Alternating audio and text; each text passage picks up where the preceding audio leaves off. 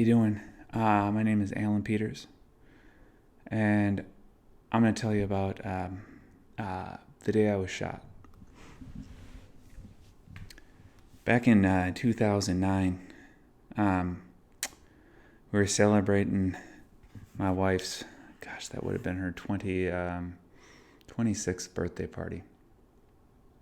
I was 29 at the time, and we were trying to have a baby at the time. We were trying to have our first baby. We just made a decision that we thought it'd be awesome to become parents, and we had been trying, and I had been bugging her that whole day of the party to take a pregnancy test, and she's like, "No, Alan, we gotta wait. The accuracy is so low at this point. Like, we gotta wait another day or two before it would even make sense to take one." And so we hadn't.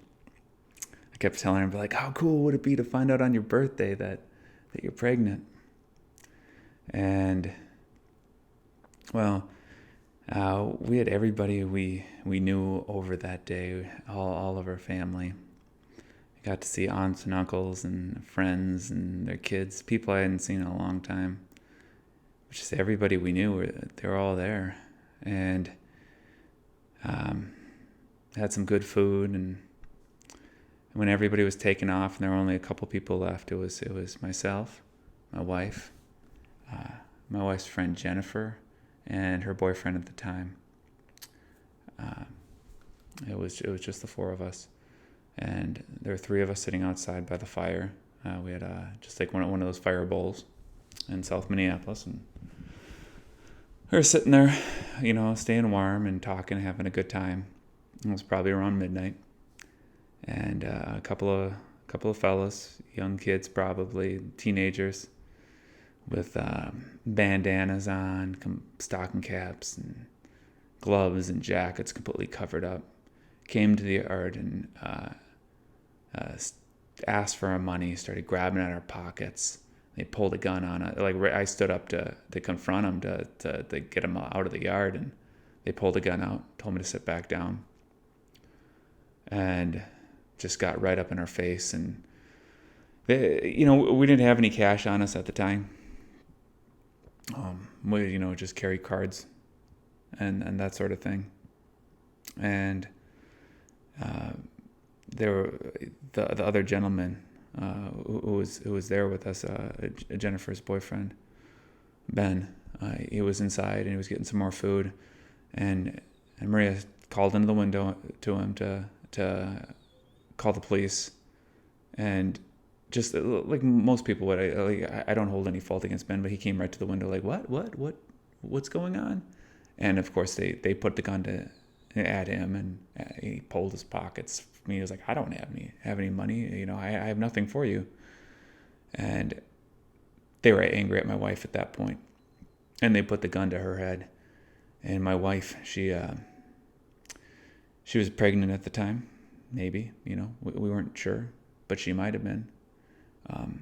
She actually had been mugged at gunpoint in an apartment that we lived at, probably somewhere around a year before that.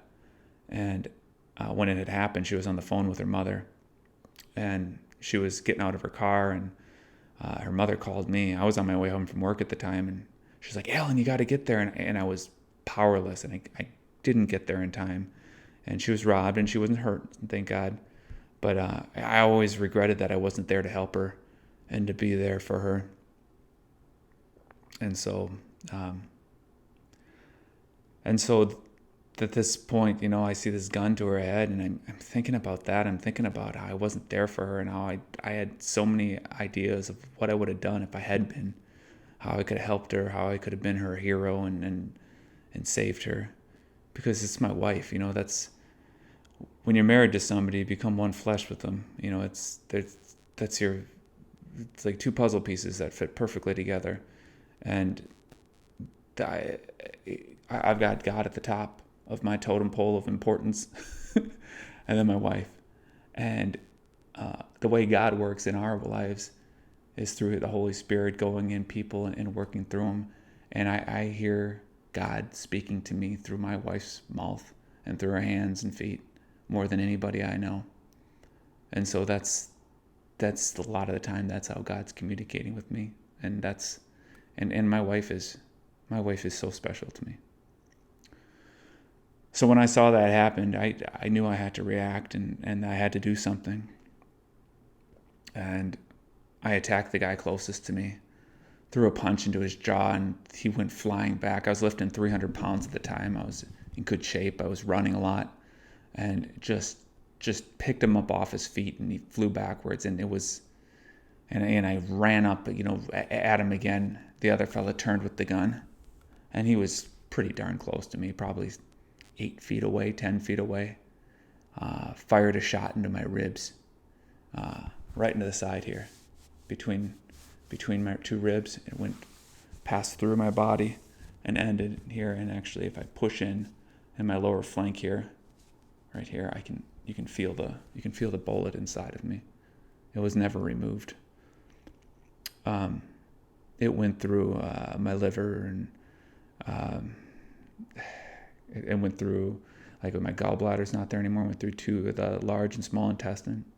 The worst part of all of it is it went through two major arteries, and I didn't know at the time, but I was bleeding internally very badly.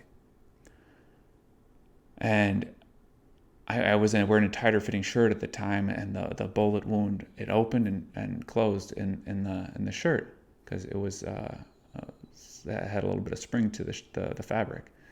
And so I looked down, I felt down, and I didn't feel anything. I didn't see any hole. And in movies, when somebody shoots a gun, it's just like, it's like explosions and flames coming out. And the reality of it wasn't a huge gun. And when it shot, it was just, it was loud, but it wasn't that loud. It was a spark, from the end of the gun. I mean, how often do you see a gun facing at you and see that explosion? I've got that image embedded in my mind. But I didn't feel anything. Like I thought I was shot, but then I wasn't sure, and the adrenaline had kicked in, and I was so angry at that moment. And I looked at that fella, that guy who shot me, that boy, and I charged him. I went full sprint towards him, screaming to get out of my yard and get away from my family and friends, and I chased both him and his partner, probably a half a block, maybe a little less than that, and they were sprinting, and I couldn't keep up, and I realized, at that point I realized I was dying, and I stumbled back to our yard, screaming out in pain, and it hurt a lot. It hurt incredibly bad. All of a sudden, it was like the pain kicked in, and it was just shooting pains. It was awful, and I was. Thank God for my wife. She immediately took action. A lot of times, people, they're like a deer in headlights. They don't know what to do. And she immediately, I laid on the ground. I couldn't even stand up anymore. And she put pressure on the wound. She held it in. She's like, Ben, get towels. Or I think Ben call the police. Jennifer, go get towels. And like, she's barking orders at people and telling people what to do, getting things done, because that's how she is. And because of that, she saved my life.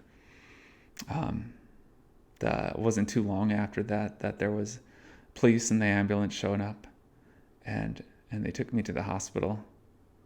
And while I was laying there in that backyard, I mean, in between screaming out in pain, and because it hurt so bad, I was making my peace with God, because I thought it was it. I thought this was the end for me. I thought it was the end of my story, and I always wondered what it'd be like to die. And I always figured I'd have a lot more time on earth than that. But man, I thought I was dead. I thought I was a dead man, and I was lying there, and I prayed. I prayed to God to save me. I prayed to God that. It wasn't to save me. It was more like it was for forgiveness of my sins. That I was ready to meet Him. There was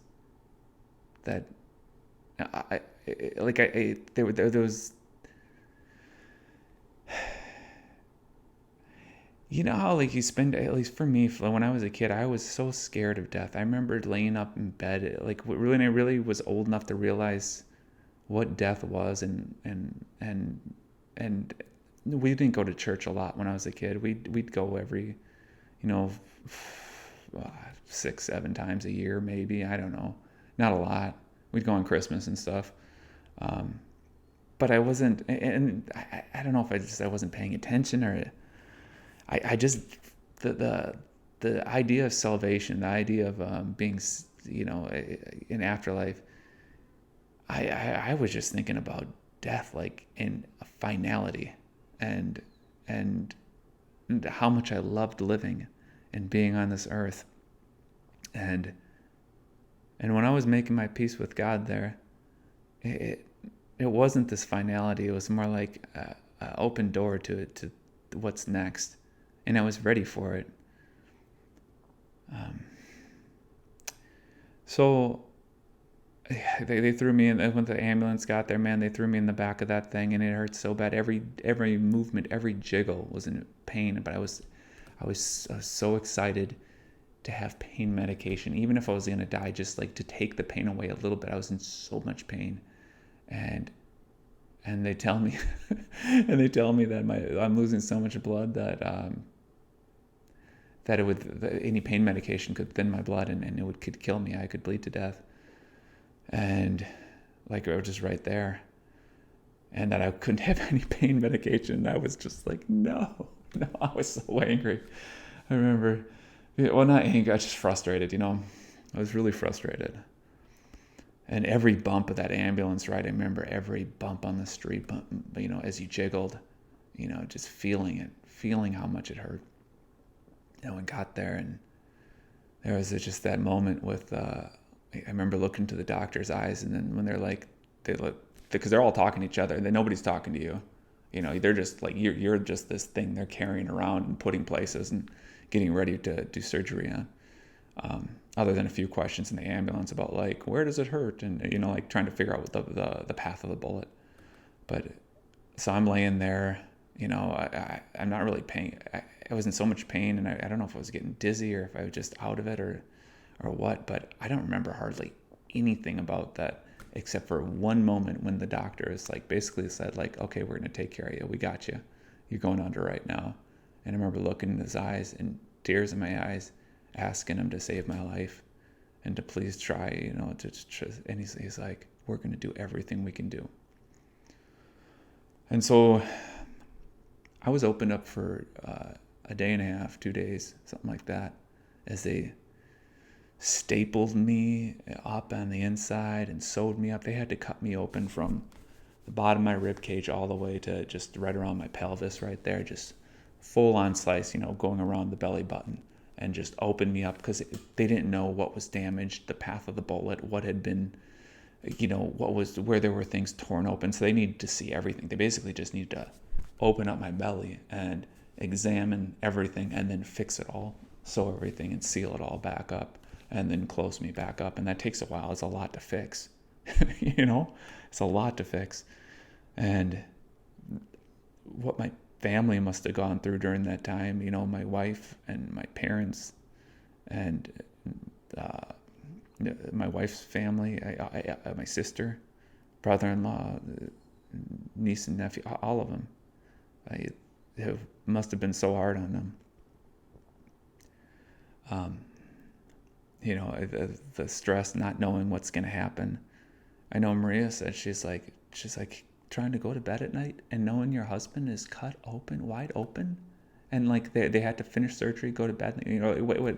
I was open for so long that like they had me open still after they like sewn a bunch of stuff up, and then they had to leave me open while I don't know if they sleep or like what. I don't know the whole like what the regiment was, because I was obviously out cold, and just to go through that as see your husband like that, I wouldn't wish that on anybody. And so I gosh, I know my wife and my father my dad started saying some stupid stuff because he was angry, and they're getting in a tiff, and people get stressed out and they get nervous about things, and then they worry them. It's family. So as soon as obviously, like, they got me sewn back up, they sealed me up, and they juiced me with all sorts of drugs of all kinds, whatever they're, like heroin level drugs, whatever they give you. At that point, I don't remember the names of all of them. But so there was a while, that was when I was in the ICU, where I was there, but so, on so many painkillers that I was basically sleeping most of the time. I kept waking up and asking, "Where's Maria?" over and over again, not remembering where she was.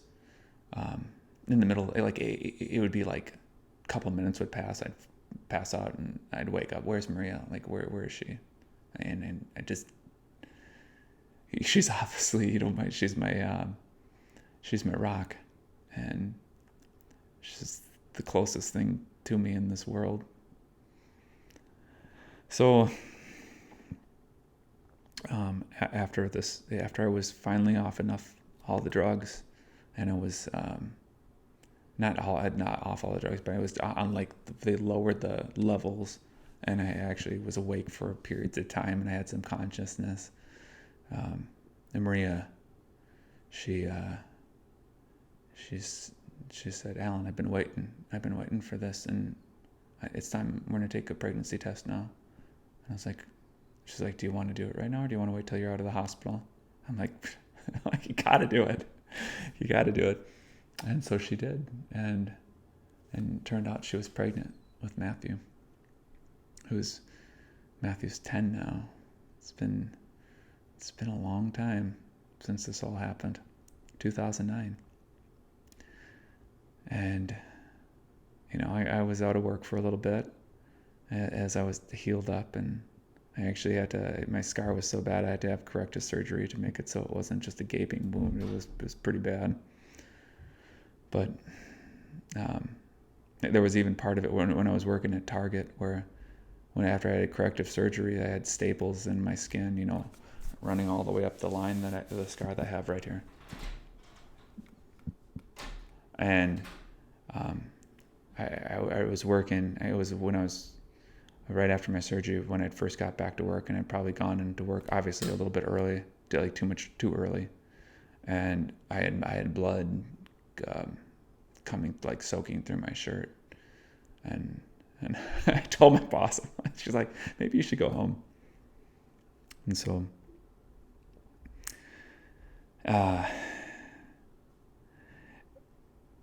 obviously I survived it. I'm here.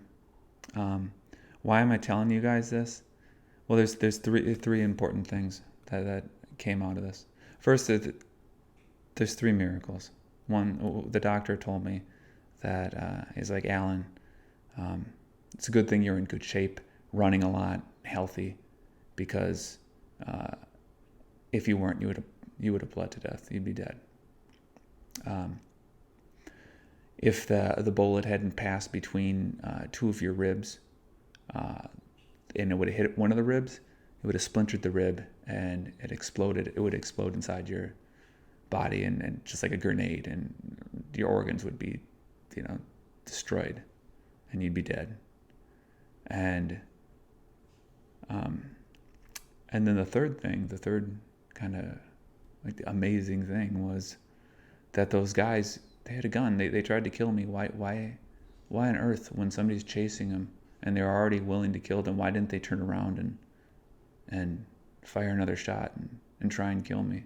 And maybe I kept thinking about it, and I find out later on, after the talking to the detectives after the investigation, that they never found a bullet casing, which means the gun probably jammed, which means they probably did turn around and try and fire another shot, but weren't able to. Now, that might be 3 coincidences to a lot of people, but I don't look at things like that as coincidences. These little things, little tiny miracles in people's lives. And obviously for me, those were huge miracles. but I see God working in my life all the time and in people's lives that I know. And I try and remember those little miracles. That for me was God reaching out and saving my life so that I could be a father for my son and be a husband for my wife, so I wouldn't leave her alone in this world. So the three key takeaways are, career-wise, my career transformed after that. I was working at an ad agency, working crazy hours, wasn't super happy, and I started doing more work that was for the Lord. I left that job and went in-house and worked at Target, and so I'd have more time with my family. And as a result, spending more time, not working all the time, my work actually got a lot better. I don't know if I was more comfortable or what, or confident. Maybe it's just because I was more comfortable in my skin, knowing that it was almost like I was given a second chance. But I really feel like I was. I mean, my wife said it when I turned 40. She thanked God for it, that she had another, for this extra time with me.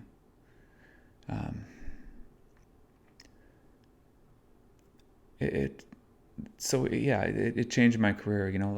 We always dreamed of having our own agency, and here we are. We're doing it and following dreams and not getting too concerned with having fear of man. The one thing to fear is God. That's it. Not to fear man. So that's one takeaway. Second one, my relationship with my wife strengthened. To have that solidified. That part of it's just me being bullheaded and grumpy, and the fact that they messed with my wife, and me being a big dumb man and wanted to save her with my hands and fight for her honor. And it's probably not always the best thing, but in this case, it proved to my wife that I laid down my life for her, and that I put her first, and that I love her. And you can get in front of everybody, and put a ring on a woman's finger and say that you are going to give your life for her, but to literally lay down your life for her, that's how that's love. That's me loving my wife as much as I can love her, and I would do it again. And then lastly, and most importantly, the other key takeaway is my relationship with the Lord, and just truly,